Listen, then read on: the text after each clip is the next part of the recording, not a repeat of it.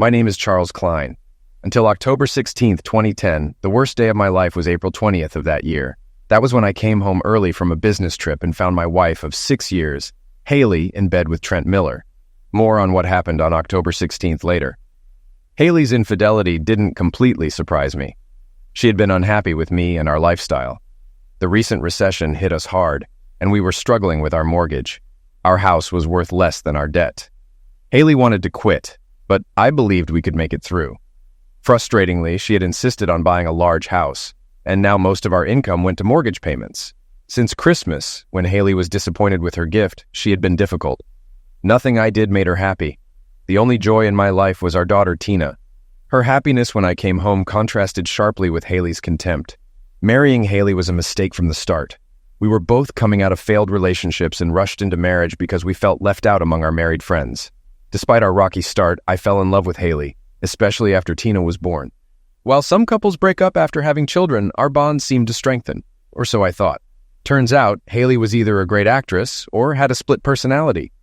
Until the end of last year, I believed we had a strong relationship and a happy family. Silly me. I told Haley I'd be back from my business trip on Thursday, but I returned on Wednesday. Haley worked mornings and was free in the afternoons since Tina was in school. I decided to surprise her. Driving down our street, I noticed an unfamiliar car. It was careless of Haley, but we didn't know many neighbors, and most of the street was empty due to the housing crisis. I entered the house, not needing to be quiet because of the noise from the master bedroom. I stood for a few seconds, took some pictures on my phone, and felt overwhelming sadness realizing my marriage was over. We couldn't overcome the infidelity and betrayal. Now I had to face how much worse our financial situation would get in becoming a part-time father. I'd lose the chance to hug my daughter daily and love the woman I fell for. Haley saw me and screamed, "Get out of here, Charlie! What the hell are you doing home today?" Stunned, I reacted poorly. I grabbed Haley's hair, pulled her face close to mine, and yelled, "You're an idiot! You dare ask why I came home early? You're with that prick in my bed and you attack me?" I didn't notice Trent behind me during the chaos. He called emergency, and while we were still yelling, the cops arrived. Trent, wrapped in a sheet, met them at the door. They burst into the bedroom, saw I had pulled Haley's hair, and arrested me. After a few days, I posted bail only to find our accounts emptied and Haley gone with Tina. I returned to an empty house. When I got back to work on Monday, a bailiff was waiting. Haley had filed for divorce, accusing me of mental and physical misuse. I countersued for infidelity, but it didn't help. The courts awarded custody to Haley, and I had to pay child support and alimony. My credit tanked after selling the house. Though I still had my job, my life was a mess. If not for Tina, I would have left town. One positive note was being cleared of assault charges. I spent too many nights at Johnny's Tavern, listening to drunks claim they wouldn't let this happen to them. Some said I wasn't much of a man for letting someone steal my wife. I switched bars after hearing "fool, fool, fool" too many times. Leaving the bar one night, I felt disrespected. My coworkers pitied or despised me. I started considering the drunks' advice on revenge. They were full of bravado about how they'd retaliate against those who ruined my life. One Sunday, while visiting my parents with Tina, I shared my feelings of powerlessness over coffee. My parents were shocked, and my father broke the silence. "Do you want revenge, Charlie?" my dad asked. "I don't know, Dad. I just feel like I have to do something." "Revenge is complicated, son. It seems to fill a void, but rarely does. It can spiral out of control. You retaliate, and then their friends or family strike back. Just ask any Chicago gang member how well the eye for an eye principle works." I generally respected my father's problem-solving approach, thinking before acting, but I didn't want to be betrayed. "Charlie, I'll be very disappointed if you seek revenge. I raised you better than that. Just forget it." Violence rarely solves problems. Despite my father's advice, one Saturday night, everything aligned. As I left my diner, I saw Trent and Haley across the street leaving an expensive restaurant. While waiting for the valet, they kissed. A beautiful Lexus pulled up and they jumped in. As the car pulled away, I saw Haley's head drop into Trent's lap.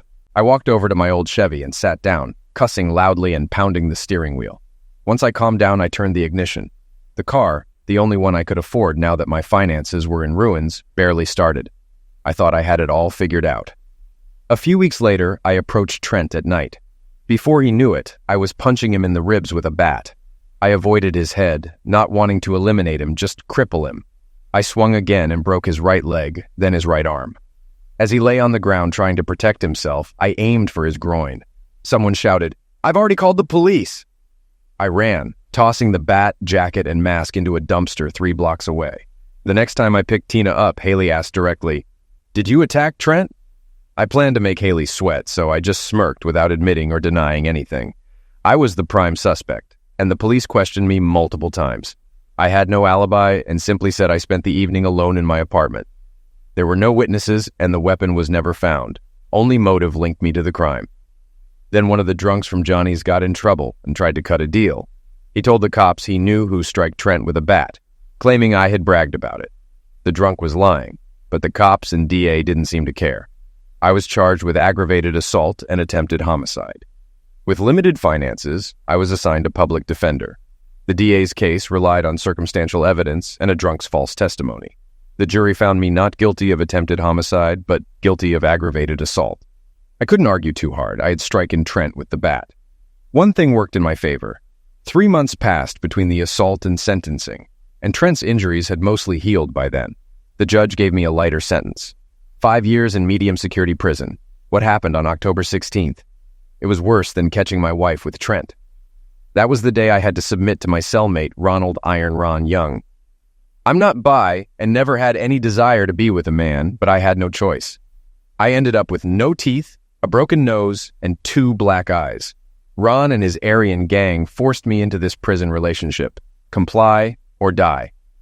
2 positives came from this nightmare. Ron's exclusivity meant I was off limits to other Aryans and protected from non-Aryan gangs. But what kind of sick system subjects prisoners to such misuse? I understand my 5-year sentence and loss of freedom, but why do we accept and even joke about the physical misuse of inmates? I didn't molestate anyone, so why must I endure this to survive? Getting information from the outside is tough. After 6 months and many letters, my mother visited me. My dad still refused to talk to me, and my mom came not out of sympathy but to vent. Haley married Trent and moved to Texas. They didn't let us see Tina before they left, and she was never allowed to come to the phone when we called. I haven't seen or talked to my only grandchild. I pleaded with Haley's mother, hoping for some understanding, but she laughed at me. Their family's cruelty is unbelievable. Mom, I never cheated on Haley. She cheated on me.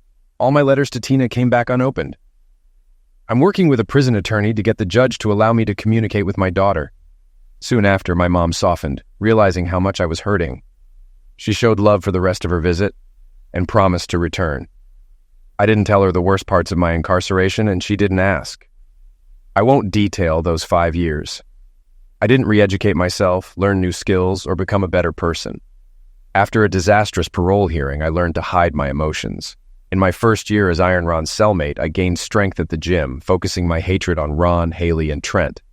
My 6'1" frame became 210 pounds of muscle. When Ron found a new mate, I was released to fend for myself. The first time they came for me, there were 2 of them. They strike me badly, but both ended up in the hospital, and I went to special housing for a month. Unfortunately, my first parole hearing was scheduled during that month and wasn't rescheduled. It took another 2 years to meet the parole board. During the hearing, I struggled to find the right words. When a smug board member asked why I never apologized for bullying my ex-wife, I couldn't hold back and spat out all the venom that had built up inside me. I was married to Haley for 6 years and never raised a hand to her. She cheated on me in our bed. My one stupid act of attacking her boyfriend forced me to submit to another man, to survive and fight off molestate attempts. The justice system let her falsely accuse me of violence, take all our property, and prevented me from hiring a decent lawyer. It allows my ex-wife to deny me contact with my daughter. I served the full 5 years with no word from my daughter. My lawsuit against Haley went nowhere. I fought for my life every day. While I didn't learn new legal skills, I did learn how to swindle people online. I took a night job loading trucks for just over minimum wage, enough to stay off the streets. During the day, I worked on a new computer, creating the persona of Amy Carson, a widow building a humane shelter for pets. The Save Our Furry Friends website solicited donations, and with tens of thousands of email addresses, I managed to bring in some cash. In 2 months, I had $21,000, enough for my post-prison goals. Candy Sweet was a vision on a bar stool. It had been over 6 years since I touched a woman. I had a clinic certificate and $700 in my pocket. Dressed in Goodwill slacks and a sport coat, I approached her. "Charlie," she smiled, wearing pants. "Why pants, not a skirt?" I wondered, since I was spending the night with this beautiful escort for $600 plus tip. The slacks hit her prosthetic leg, which some customers had complained about to get a discount. It didn't matter to me, but I was happy to save a couple of $100. I ordered a shot of bourbon and sat next to Candy, who had a martini. The guy on her right gave me a dirty look. "The gentleman next to me insisted on buying me this drink," Candy said. I told him I was waiting for someone, so it wasn't necessary. Candy placed her hand on my shoulder, signaling me to stay calm. I counted to 5 and stayed composed. I pulled out a $20 bill. "Excuse me, sir. I appreciate you buying my companion a drink, but could you kindly accept this as a repayment?" I held the bill so he could see the scars on my hand, a reminder of prison fights. He smirked and took the $20. "Can't blame a guy for trying with such a beautiful lady." "Have a nice date," he said, then walked away. Candy thanked me for being a gentleman. "Where did you learn to diffuse situations so well?" she asked. It's too early to get into my life story, and I've heard it's best not to ask escorts personal questions. Let's talk about these cabanas. When the bartender placed my bourbon in front of me, he said, "It's on the house. Thanks for handling that politely. We had a fight here last week that cost me $400 in damages. I'll never see a dime from the drunk who caused it, and my insurance doesn't cover the full amount." I raised my glass to the bartender and took a sip. He had poured me a good one. Candy and I finished our drinks, said goodbye, nodded to the other guy, and stepped out into the night air. "I have a room next door. Need anything to eat before we head over?" I asked. "No, I'm fine. Maybe we'll order pizza or Chinese food later. It's your money. We'll do whatever you want." I took Candy's hand and led her to the hotel. In the elevator, I couldn't stop smiling. Candy looked at me. "What?" she asked. "You're just so damn beautiful." We got to the room and got right to it. Afterward, we rested. I wasn't expecting that. Candy looked at me again. "What?" she asked. "I didn't expect it to be so good and for you to enjoy it so much." Candy laughed. "Well, I'm a professional." She kept laughing, but not at me anymore. "I've never paid for this before. I thought someone doing it for a living would have to pretend, but you didn't seem to be pretending." "Thank you. Do you want to order now?" We ordered Chinese food and showered while we waited. I noticed her prosthetic leg for the first time. It was metal just below the knee. She saw me looking. "Does it bother you?" she asked. "Actually, no, it's amazing. When we walked to the room, I didn't notice any limp." We made love again and went to bed. In the morning, we showered again, and she caught me looking at her prosthetic. "It was a motorcycle accident," she said. "What?" "My leg. Everyone wants to know how it happened. You were too polite to ask." I was told not to get personal. But now that you bring it up, how did it happen? "The guy I was dating was Randy. He bought a new bike and wanted to show off, claiming he was a great rider. I was stupid and rode with him. He started showing off, lost control, and we went down. I lost my leg." "What happened to Randy?" "Neither of us wore helmets. Another stupid decision. He damaged his head on a lamppost, went into a coma, and died a week later when they turned off the machine. I know I sound cold, but he crashed, and now my leg is gone. He didn't have insurance, so I had to cover all my medical bills. That's why I'm a strumpet. The worst part? My parents cut me out of their lives when they found out. They didn't want a strumpet for a daughter. There are worse things than getting paid for lovemaking." "Like what?" "Like my ex-wife, for example." So I told Candy about Haley. She agreed my ex was worse and called her an even bigger strumpet. All I could do was laugh, probably for the first time. "Are you hungry? Can I buy you breakfast?" I asked. "Yeah, that would be nice. Then I have to get to class. I'm not going to be a strumpet forever." You hear about guys falling in love with courtesans, and with someone like Candy, I understand why. But let's be realistic. She's a courtesan, and even if she wasn't, what could I offer any woman? The following day, I eagerly anticipated the second part of my plan. I met Juwan Price at a downtown diner. Juwan, an outside liaison for a black prison gang, named a price, and I agreed on one condition. When the knife slit his throat, 2 names, mine and Johansson's, would be whispered in his ear. Once Juwan agreed, I handed him $15,000. Juwan was one of the smartest, accused but never convicted. I knew what was happening inside. "I can't blame you for wanting revenge." "It's not revenge, it's justice." Johansson was a good guy. About a year after he became Young's plaything, he died. Rumors on the yard said Ron held the kid's head too long and strangled him. Johansson deserved better. Young spent 2 months in solitary and was jailed for not reporting Johansson's end of life until the next morning. That's it. Whatever the reason, he's a dead man, and you know no one will ever find out about our deal, right? I understand. I haven't lasted 5 years by talking too much. Juan nodded and left. 4 days later, 4 inmates were eliminated in a prison riot triggered by the stabbing end of life of Arian Ronald Iron Ron Young. 1 inmate was suspected of the homicide and was eliminated in the riot. The prison closed for 3 days. The Amy Carson website had run its course. I shut it down before law enforcement noticed and started maltreating me. It was a small matter now, with too little money involved for any agencies to investigate. My focus shifted to finding Tina. Haley's Facebook page had disappeared 2 years ago. The last post said their family lived in the Dallas suburbs. Tina had just turned 9, and the Happy family, Haley, Trent, and Tina, posed in front of Disneyland's gates. Then, nothing. Imagine my surprise when, just for fun, I Googled Trent Miller and found he was living in Chicago again. Nothing came up on Haley, but at least I had a lead. It cost a private investigator 1,000 of my illicit earnings to find out where Trent lived and worked, that he no longer lived with my ex and where he hung out after work. It took Trent a few minutes to recognize me sitting next to him at the bar. Understandable, since I looked different from the last time he saw me, during my sentencing for striking him with a Louisville slugger. My muscular build, smashed nose, and shaved head probably looked intimidating. He turned to me and asked, "Are we going to have a problem?" I had thought about the question and prepared an answer. "No, Trent. Striking you with a baseball bat was a mistake. It cost me 5 years of freedom, countless horrors in prison, and the pleasure of watching my little girl grow up. I came to ask if you know where Tina is." "I'd tell you if I did. Haley left me for another guy, and the 3 of them left for parts unknown." I watched Trent's eyes as he answered.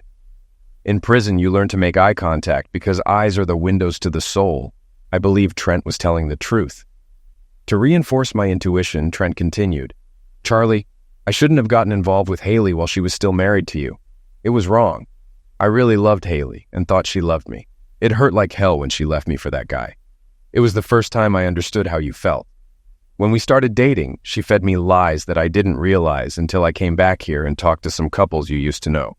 When I first met Haley, she told me you misused her and Tina, said your marriage was a sham, and it was only a matter of time before she died or divorced you. I thought I was her knight in shining armor. When you strike me, it only reinforced her story." Trent sipped his beer and continued, "I disagreed with Haley when she cut you and your family out of Tina's life. I thought it was a mistake. Haley told me to back off, that Tina wasn't my child, and I had no say.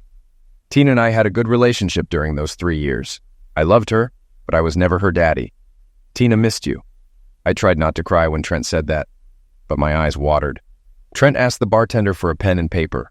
"I don't know where they ended up, but here's the name of the guy who replaced me. Barry Stewart.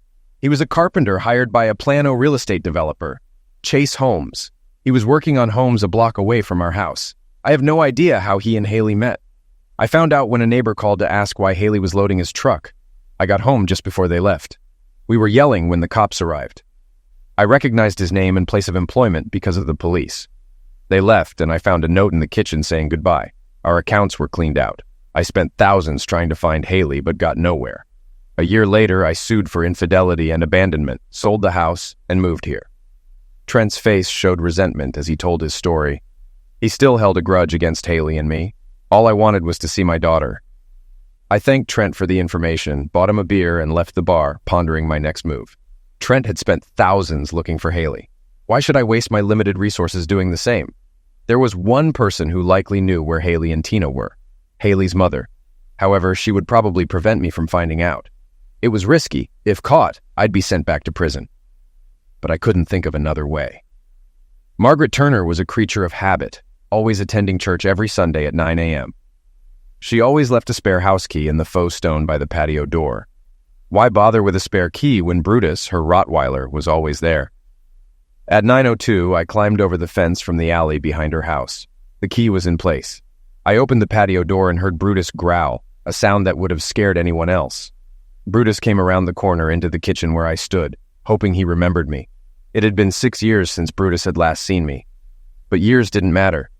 Brutus rose up on his hind legs and licked my face. He remembered the man who had picked him up at the shelter, brought him to Margaret's house, trained him, and gave him treats. While Brutus was reacquainting himself with me, I walked over to the counter.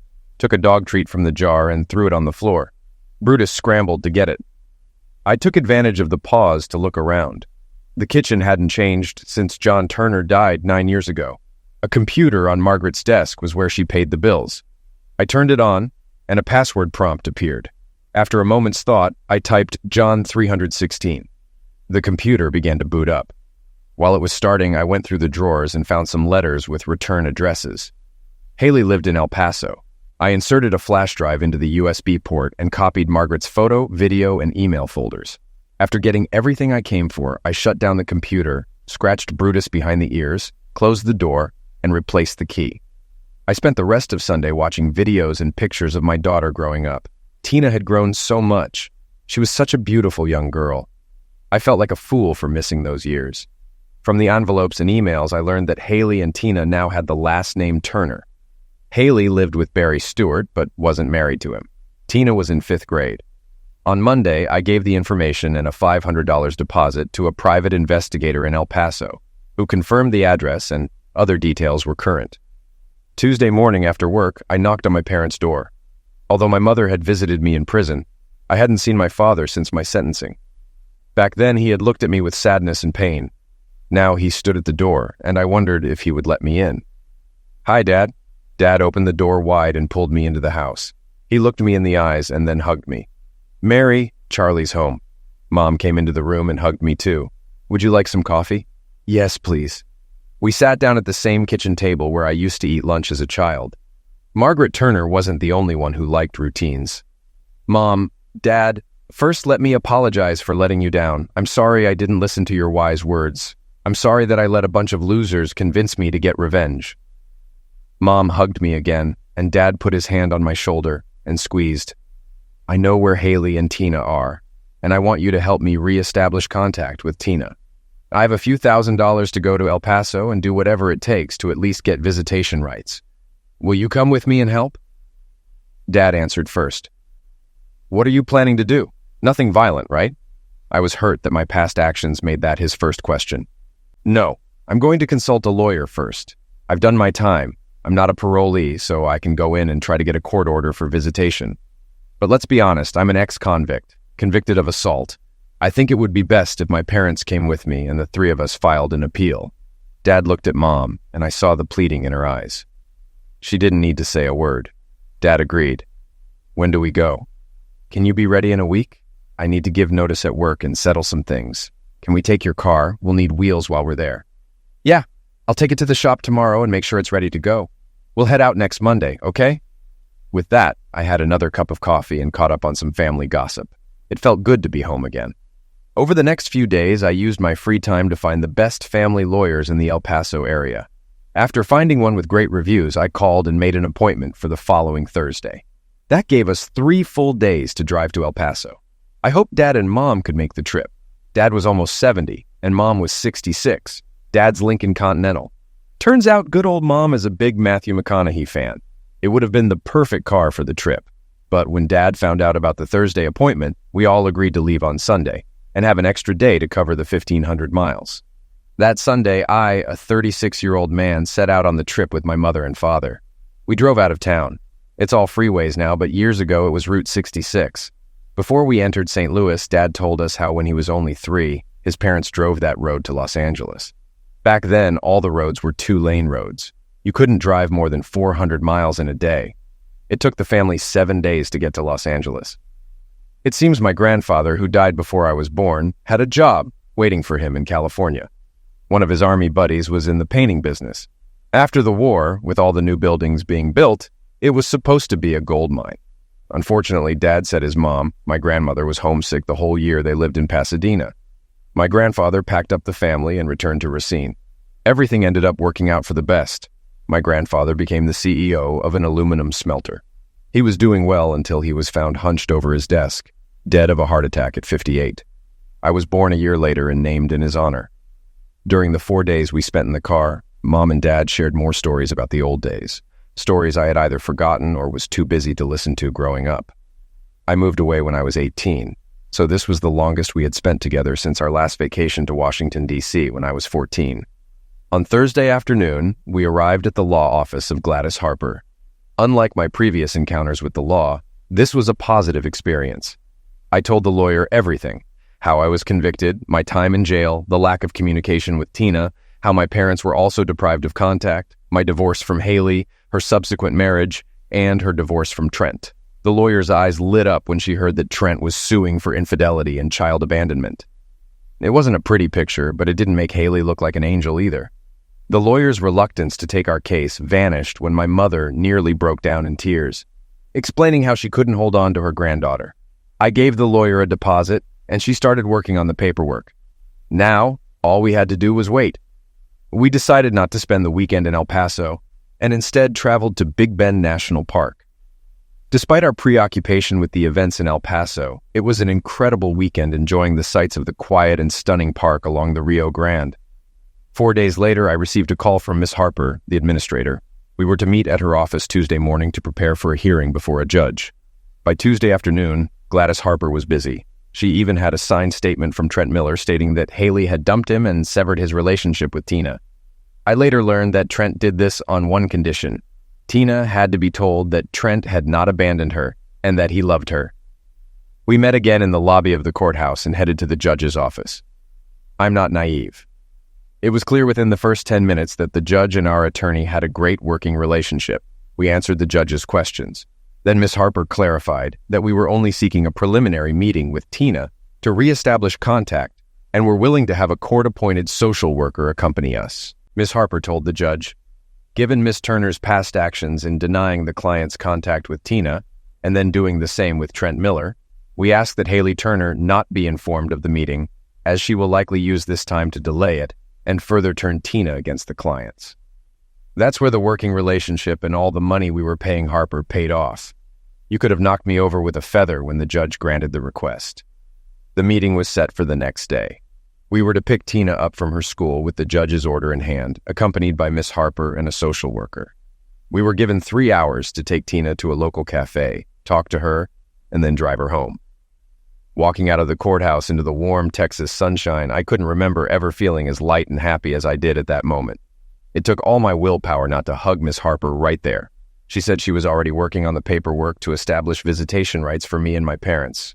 "We'll meet tomorrow at 1:45 in my office. The social worker will go with you to the school. Once we pick up Tina, I will leave you. The social worker will stay with you until you take Tina home. Until tomorrow, don't do anything that could mess things up. Stay sober.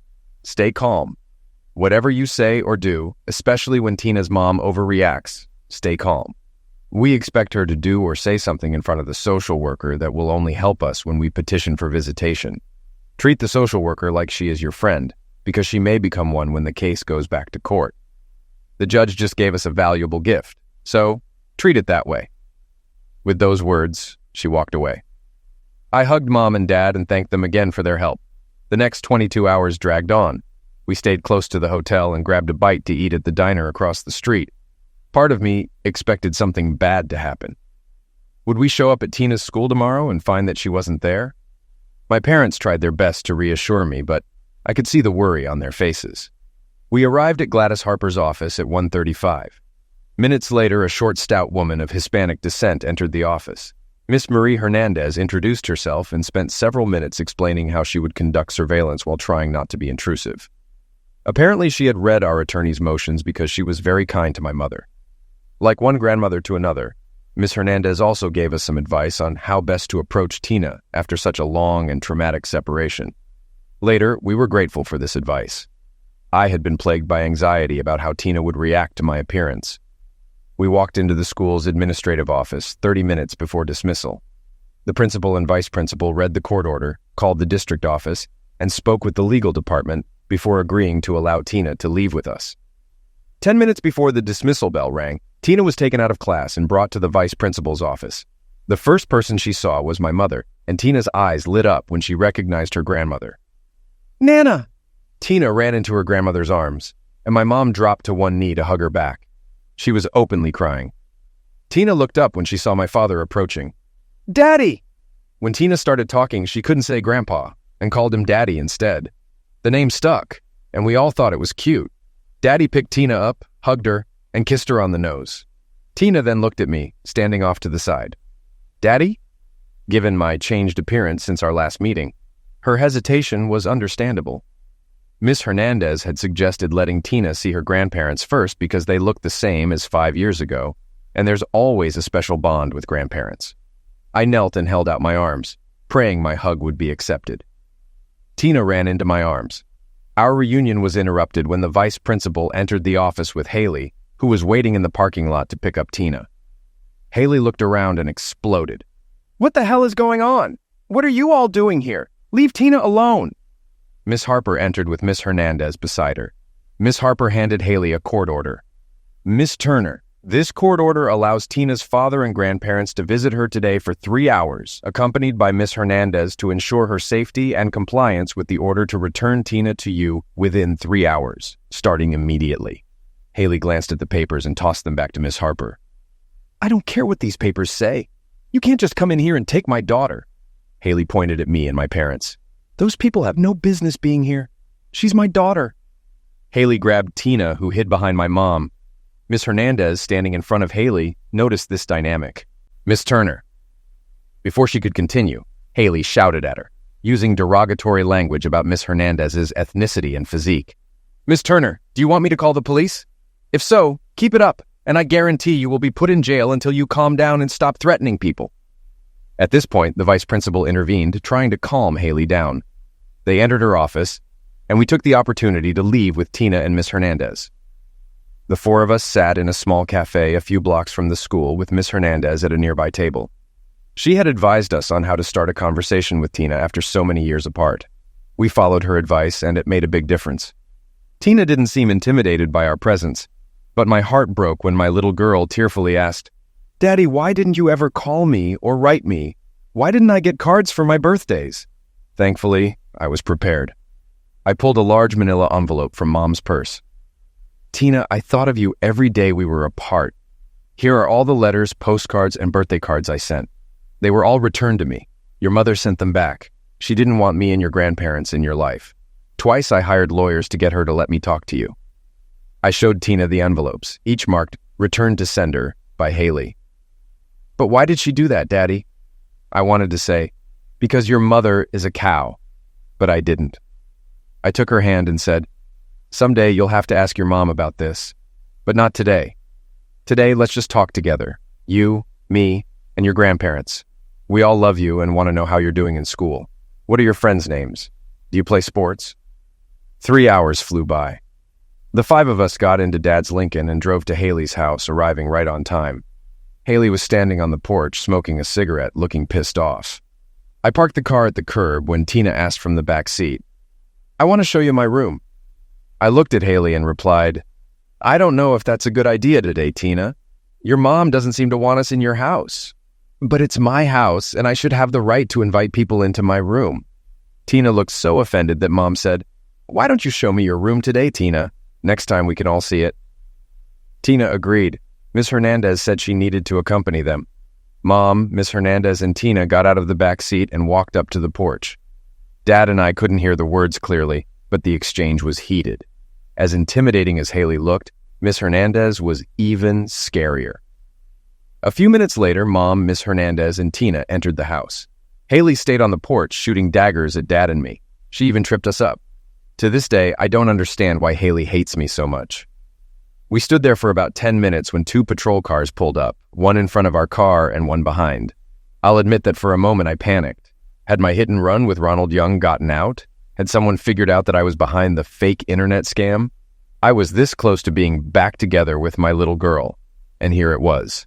As 4 police officers spilled out of 2 patrol cars, Barry Stewart pulled up in the driveway and ran to the porch. Miss Hernandez met them at the front door. Dad and I watched the police officers handcuff Haley and Barry. What the hell was going on? I wanted to jump out of the car, but Dad held me back. "I'm going to take a look. Charlie, you stay here." It wasn't a request. It was an order. Before Dad could get out of the car, Mom came out of the house, quickly walked over to the car, and got in the back seat. Barry and Haley were being ushered into one of the patrol cars by 2 policemen. One cop from the second car stayed on the porch. The other went into the house with Miss Hernandez. They came back with Tina. "Mom, what the hell is going on?" "I don't know. Miss Hernandez was looking around Tina's room when she noticed a toy on her shelf. She picked it up and then asked Tina some questions that I couldn't hear. After Tina answered, Miss Hernandez pulled out her phone and called the police, asking them to come quickly with 2 patrol cars. That's all I know. At that moment, Miss Hernandez approached our car. "I'm sorry, but Tina is coming with me to the station. We need to ask her some questions. Call Miss Harper and have her meet us there. Tina will probably stay with the social services family until everything is sorted out." I had to ask, "What exactly needs to be sorted out? What's going on?" "We don't know yet. I don't think Tina has been maltreated, but some suspicious things were found in her room, and the police have to investigate. In the meantime, Tina will be safe with me. Please be patient. Please trust me. I only care about Tina's welfare. Call Miss Harper." It took 3 weeks, but we eventually got the whole story. Thanks to Gladys Harper's skill, everything turned out in our favor. When Miss Hernandez found the stuffed animal on Tina's shelf, she recognized it as a remote camera. She called the police, and the camera was enough to get a search warrant. Barry's computer was found with all the incriminating information on it. It turned out that Haley didn't know about Barry's spying. It didn't help that Haley had echoed derogatory remarks about Miss Hernandez at school. Judge Torres tried to remain impartial, but it didn't help Haley. Miss Harper built such a strong case that Haley wasn't even given visitation rights.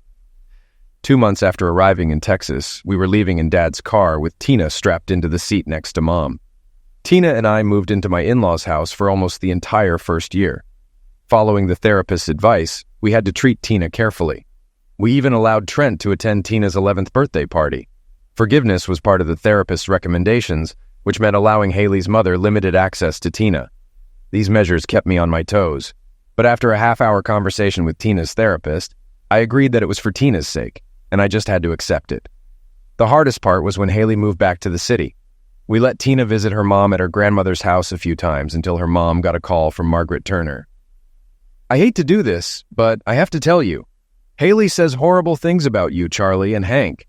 I just can't believe I raised such a horrible person. It breaks my heart, but I don't want you to alienate me from my granddaughter. I don't think Haley should be with Tina anymore." That was all I needed to hear. Haley was cut off from Tina, and by going to court, she lost all rights. To Tina, it was disgusting, to say the least. Haley was swearing and threatening all of us, including Tina and Margaret, before being escorted out of the courtroom by her embarrassed attorney. Our family life was becoming like a bad episode of the Jerry Springer Show. Haley refused to obey the judge's order, showing up at our door at odd hours, ignoring the restraining order we eventually served her, and banging on our door whenever we didn't answer. Even after she spent a weekend in jail, nothing changed. When the police proved to be a weak deterrent, I decided to resort to another tactic. Once again, I sat across from Juwan Price at a downtown diner. Leaning on her costs $1,000. $2,000 means physical impact. 10 is permanent. I don't want her hurt. Just walk away. Okay, we'll politely ask her to leave town.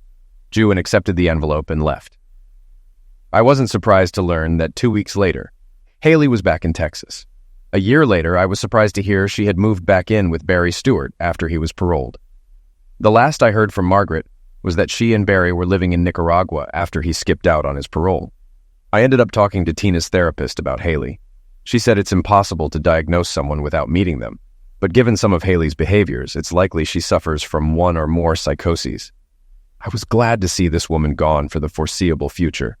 During all this drama, I discovered I had acquired a marketable skill during my time in prison. My father provided me with capital, and I opened a small store in a shopping center where I did website design and personal computer repair. No ordinary firm would hire a criminal, trusting them with so much information. But having my own business worked. Very few, if any, of my clients did background checks on me, and I played fair, no joke. I made $50,000 to $60,000 a year, enough to pay the rent on our apartment and provide for Tina and my needs. It had been 4 years. For the last 3 years, Tina has been jogging and bicycling with me. She is going to be an excellent middle-distance runner.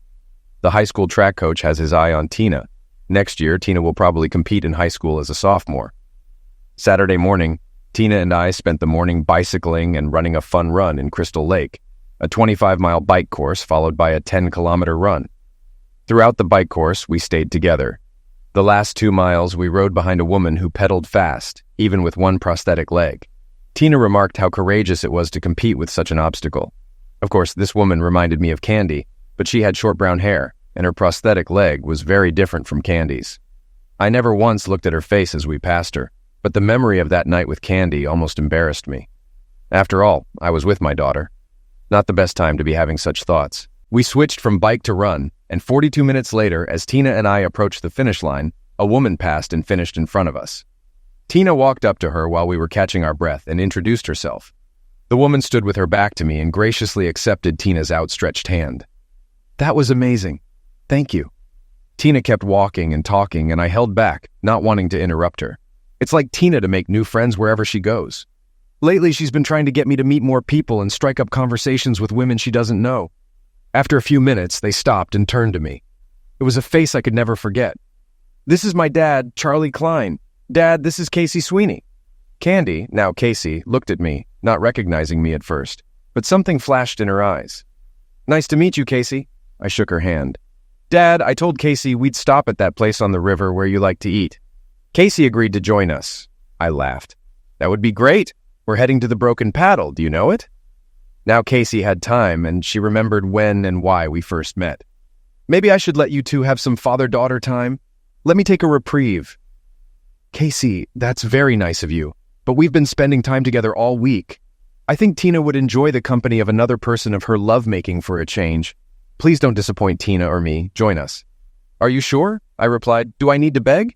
If Daddy won't, I will. Please come with us. Casey smiled. Okay, I'll meet you there. As Tina and I stowed our bikes in the car, I said a little prayer that Casey wouldn't flake on us and meet us at the Broken Paddle. She did show up, and for the next half hour, while I sat at a table eating a burger and drinking a beer, they talked between appetizers like old friends. Tina was very excited to learn that Casey graduated from the Art Institute with a degree in photography. The Art Institute is Tina's favorite museum in Chicago, and art is her favorite school subject. I spent some time eavesdropping and learned that Casey works for a marketing company as a product photographer for online catalogs. Most small retail stores that don't have their own staff use an agency like the one Casey works for to create their store websites. Their conversation was interrupted by a young man asking Tina if she wanted to join him and his friends in a game of beanbag toss. Tina asked Casey and me if that was okay to do. Sure, it would give me a chance to talk to your dad. I agreed, and Tina left with the young man. I followed her departure with my eyes, glad I could keep her in sight. You'll have a lot of work to do. She's already a beautiful young woman. Yes, but she has a good head on her shoulders. I trust her. Thank you for joining us. I didn't know what to expect when you recognized me. I'm glad you did. I don't remember Tina getting attached to anyone as quickly as she did to you. I want you to know something. When I was in the business, I didn't react to men the way you did. The way you acted with that man at the bar. And the way you treated me respectfully that night. Why didn't you ever call me again? I was hoping you would call. I decided to tell her the truth. I needed to deal with my reunion with Tina first. And when that turned into me becoming a full-fledged single parent, I focused on our relationship and Tina's mental health. I had just gotten out of prison, and it would have been easy to fall in love with you, especially with how beautiful you were. And you didn't want to fall in love with a strumpet? I didn't say that. Please don't put words in my mouth and don't think that way. I'm sorry. Are you still working as an escort? I decided to use a nicer expression to describe Casey's profession. No, not since I graduated and got this job. I have a good income and health insurance. I quit the day I was hired. My medical bills are paid and I got a new leg. And how are your parents?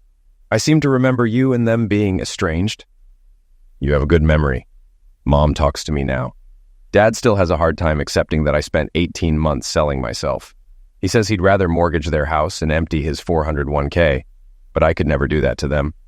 It's been 3 years since my last date, and even though it's been a while, Dad seems to want to forget that horrible time in our lives.